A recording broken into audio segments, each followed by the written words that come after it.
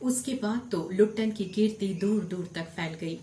उसने कुछ ही वर्षों में एक एक कर नामी पहलवानों को मिट्टी सुंघाकर आसमान दिखा दिया। काला कां के संबंध में एक बात मशहूर थी कि जब वह लंगोट लगाकर आली कहकर प्रतिद्वंदी पर टूटता है तो प्रतिद्वंदी को लकवा मार जाता है। लुट्टन ने उसको भी पटक कर लोगों का भ्रम दूर कर दिया। अब तो वह राज दरबार का दर्शनीय जीव ही रहा। मेले में जाते समय घुटनों तक लंबा चोगा, अस्त व्यस्त पगड़ी और मस्त हाथी की चाल से झूमता हुआ जाता था। मेले से लौटते समय भी उसकी हुलिया अजीब सी हुआ करती थी।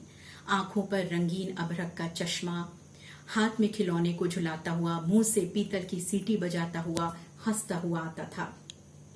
दंगल में ढोल की आवाज सुनते ही वह अपने भारी भरकम शरीर का प्रदर्शन करने लगता था। उसकी जोड़ी तो किसी से मिलती नहीं थी। यदि कोई लड़ना भी चाहता था तो राजा साहब आज्ञा नहीं देते थे। लुट्टन अपने शरीर पर मिट्टी मलकर उछल उछल कर खुद को सांड और भैंसा साबित करता रहता था और राजा साहब देख देख कर मुस्कुराते रहते थे। इस तरह 15 वर्ष बीत गए। लुट्टन अजय रहा। दंगल में वो अपने दोनों पुत्रों को लेकर उतरता था। उसकी सास और पत्नी की पहले ही मृत्यु हो चुकी थी।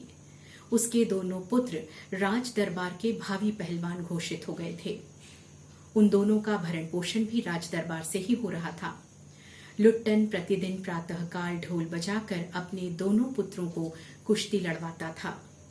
दोपहर में उन्हें सांसारिक ज्ञान की बातें भी समझाता था। उनसे कहता था कि ढोल की आवाज पर पूरा ध्यान देना।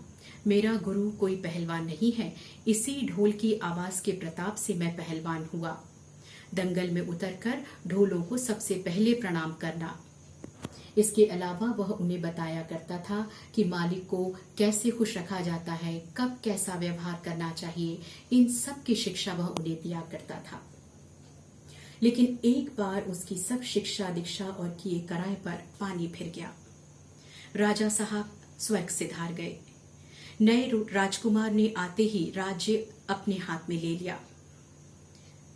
राजा साहब के समय जो उदासीनता आ गई थी, राजकुमार के आते ही वह दूर हो गई। अनेक परिवर्तन हुए और इन्हीं परिवर्तनों की चपेटाघात में आ पड़ा लुट्टन।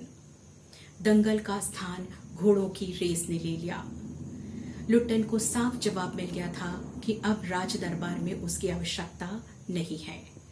उस दिन उसने ढोलों को